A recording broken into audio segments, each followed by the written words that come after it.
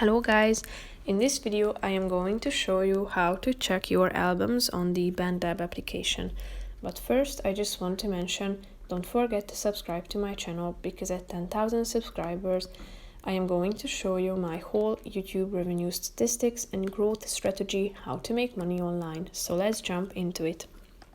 First of all, open the app on your phone. Now tap on the map icon down below, which is the last option in the right side corner of the screen. Here you are at your library and tap on the albums section, which is the second option.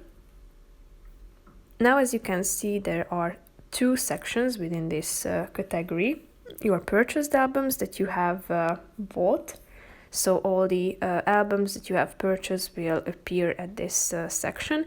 If you click on the liked albums option, you are going to see all the albums that you have added to as your favorites by clicking on the heart icon. You can play the songs individually by clicking on the album itself, and then by scrolling down you can select from these songs and listen to them individually. Or you can also tap on this play button, so it will be played one by one.